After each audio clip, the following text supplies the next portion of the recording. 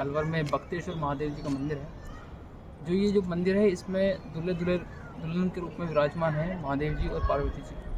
इसी के संबंध में इसकी जानकारी के लिए हमारे साथ वी सरस्वत जी हैं जो कि महंत हैं, तो जानेंगे कि किस तरह से ये मंदिर बना था और क्या वजह थी इस मंदिर बनने की। जी बताएंगे।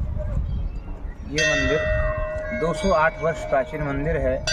राजा बख्तावर सिंह जो अलवर के सेकंड राजा थे, उन्होंने इस मंदिर को बनवाया था। फाल्गुन शुक्ला एकादशी संवत 1872 अर्थात सन 1815 में इस मंदिर की स्थापना हुई। तत्कालीन हमारे पूर्वज पंडित रामदयाल जी सारस्वत को ये मंदिर दिया गया। मैं उनकी 7वीं पीढ़ी में हूँ। भगवान शिव और माँ पार्वती दोनों दूल्हे दुल्हन के रूप में यहाँ विराजमान हैं। चूँकि कल महाशिवरात्रि का पर्व है, भगवान शिव और माँ पार्वती के मिलन का पर्व है, इस दृष्टि से इस मंदिर में भगवान शिव और माँ पार्वती के दूल्हे दुल्हन स्वरूप में जो प्रतिमाओं के दर्शन हैं, ये निश्चय ही भाग्योदय की प्रतीक हैं, निश्चय ही व्यक्ति को मनोकामना पूर्ण करने। पंडित जी ये बताएं कि इस मंदिर के पीछे क्या वजह थी बनने की, क्यों बना ये मंदिर, क्या वजह थी? ऐसा कहा जाता है कि तत्कालीन समय में राजा कहीं सरस्वती नदी के किनारे गया था।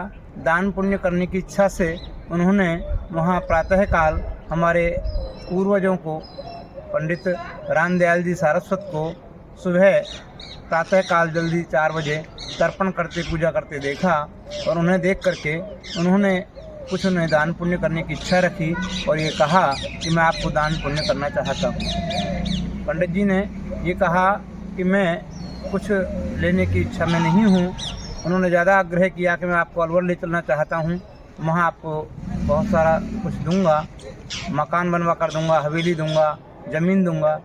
हमारे पूर्वजों ने ये इच्छा रखी कि मैं भगवान शिव का भक्त हूँ, इसलिए मेरी इच्छा के अनुसार यदि आप मंदिर निर्मित करवा करके दे सकें तो मैं आपके साथ चलने को तैयार हूँ। उनकी इस इच्छा को मान लिया गया और उस समय उनको पंडित जी को यहाँ ला करके ये मंदिर बनवा कर दिया गया। यहाँ बेला का गांव जो आजकल MIA एरिया में आ जाता है, वो गांव दिया गया और ये सारा उस समय का था। पंडित जी यहाँ पे जो मूर्तियाँ हैं पार्वती जी और शिव जी की तो हैं, साथ में पूरे परिवार के साथ भी, पूरे वाहन के साथ भी, ये क्या एक अनोखा दिखाता है? ये यूँ तो अपने आप में अलग अलग मंदिरों में भगवान शिव की, माँ पार्वती की, कहीं गणेश जी की, कार्तिकेय जी की प्रतिमाएं मिल जाएंगी, लेकिन आदम कद इतने बड़े रूप में इन प्रतिमाओं का मिलना शायद ही संभव हो। अपने आप में राजस्थान में ये एक, बल्कि ये कहें कि पूरे देश में अभी तक किसी व्यक्ति ने ये नहीं बताया, किसी भी दर्शनार्थी ने कहीं से आकर के ये नहीं बताया, किसी पर्यटक ने ये नहीं बताया कि इस रूप में कहीं अन्यत्र प्रतिमाएं विद्यमान हैं। भगवान शिव माँ पार्वती के साथ, अपने दोनों पुत्रों के साथ, गणेश जी और कार्तिकेय के साथ में यहाँ मौजूद हैं। और दूसरी सबसे बड़ी बात कि भगवान शिव और माँ पार्वती ये दोनों प्रतिमाएं एक ही पाषाण में निर्मित हैं। तत्कालीन समय की मूर्ति कला का ये अपने आप में एक अनूठा उदाहरण है कि 200 साल पहले जब छेनी और हथेड़ों से काम होता था, उस समय इस प्रकार की कलाकारी मूर्तिकार के द्वारा की गई, जबकि आजकल के वर्तमान समय में मशीनी युग होने के बाद में भी इतनी बारीक कलाकारी शायद देखने को नहीं मिले। इसके साथ साथ भगवान गणेश का वाहन काले रंग का मूषक, कार्तिकेय जी का वाहन काले रंग का मयूर, ये भी अपने आप में दर्शनीय हैं, अद्भुत हैं। माँ पार्वती का वाहन सिंह और शंकर भगवान का वाहन यहाँ नंदी जी भी मौजूद हैं।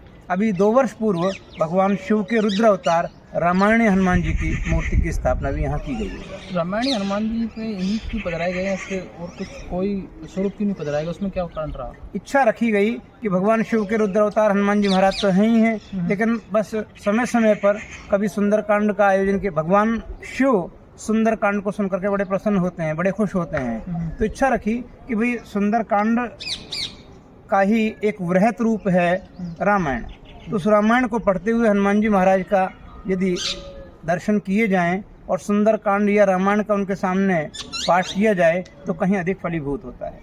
इस दृष्टिकोण से हमने रामायणी हनुमान जी की स्थापना कराई।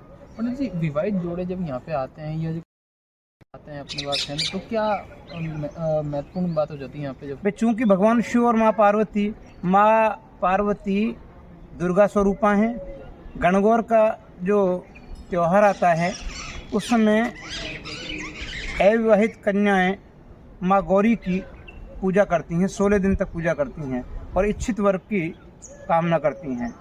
तो भगवान शिव के साथ में माँ पार्वती चूँकि विद्यमान हैं, माँ गौरा विद्यमान हैं, तो इस स्वरूप में, दोनों के जोड़े के स्वरूप में उनका दर्शन करना, उनकी पूजा करना, उनके सामने आकर के मन्नत मांगना, ये निश्चय ही फलीभूत होता है, विशेष करके अविवाहित कन्याओं के लिए और विवाहित वर वधू के लिए भी, जिनके से जीवन में दाम्पत्य जीवन उनका सुखमय गुजरे, शांति से गुजरे, प्रसन्नता के साथ गुजरे। क्योंकि आज देखने को ही मिलता है जगह जगह ये लोग छोटी सी बातों के लिए ही वैवाहिक जीवन में दरार पैदा होने लगती है, लोग झगड़ने लगते हैं, तलाक तक की नौबत आ जाती है। तो ऐसे भी अनेकों लोग यहाँ आते हैं जिनके वैवाहिक जीवन में किसी प्रकार की दरार पैदा हो रही है और यहाँ मन्नत मांग के जाते हैं और साल में 6 महीने में 2 साल में पुनः आते हैं कि भाई प्रभु की कृपा से हमने जो मन्नत मांगी थी वो पूर्ण। मंदिर के सामने ही जो पगले बने हुए हैं वो क्या विशेषता रखते हैं? क्योंकि राजा बख्तावर सिंह के द्वारा इस मंदिर को बनवाया गया। राजा बख्तावर सिंह शिव भक्त थे और उन्होंने अपने पुत्र से ये इच्छा रखी थी, अपनी पीढ़ी के लोगों से इच्छा रखी थी कि मेरी मृत्यु के बाद में मेरा दाह संस्कार बिल्कुल मंदिर के सामने ही हो। तो उस दृष्टिकोण को ध्यान में रखते हुए मंदिर के बिल्कुल सामने ही राजा का दाह संस्कार होना था। लेकिन राजा के साथ रानी मूसी यहाँ अपने सत के प्रभाव से सती हुई और उसके बाद में ये मूसी मारने की छतरी राजा बख्तावर सिंह जी के पुत्र विनय सिंह जी ने इसका निर्माण करवाया। पंडित जी, इस दौरान जो सेवा चल रही है इसमें एक पशुपति व्रत का भी देखा जाता है कि ये कुंवारी कन्या करती हैं पति को पाने के लिए, उसका क्या थोड़ा महत्व बताएं थोड़ा। देखिए, भगवान शिव के अलग अलग रूपों में अलग अलग तरीके से व्रत किए जाते हैं। कोई सोमवार का व्रत करता है, कोई पशुपति का व्रत करता है। ये अलग अलग इच्छाएं हैं, व्यक्ति किस रूप में करे, लेकर के एक ही उद्देश्य है कि भगवान शिव की आराधना सच्चे मन से करके मनोवांछित वर को प्राप्त करना। और केवल शिव की पूजा से वो मनोवांछित वर मिलता है, लेकिन माँ पार्वती यदि इनके साथ में हों और उस जोड़े के रूप में इनकी पूजा की जाए तो ये फल, मनोवांछित फल कहीं जल्दी मिलने का चांस रहते हैं। इसमें एक शिलालेख और आप बताते हैं कि कब से बना था वो मंदिर, वो कौन सा शिलालेख? ये तीर्थ खम्भ है। प्रत्येक मंदिर के बाहर ये तीर्थ खम्भ देखने को मिल जाएगा और इस तीर्थ खम्भ पर बहुत सारे मंदिरों में तीर्थ खम्भ पर मूर्तियाँ छोटे छोटे रूप में गणेश जी का, भगवान शिव, ब्रह्मा जी ये विराजमान होते हैं। लेकिन इसके साथ साथ कहीं कहीं उसमें शिलालेख के रूप में भी, तो ये दोनों ही काम करता है। ये शिलालेख भी है अपने आप में और तीर्थ खम्भ भी है। इसमें साफ लिखा हुआ है कि राजा बख्तावर सिंह जी के द्वारा फाल्गुन शुक्ला एकादशी संवत 1872 को इस मंदिर की स्थापना की।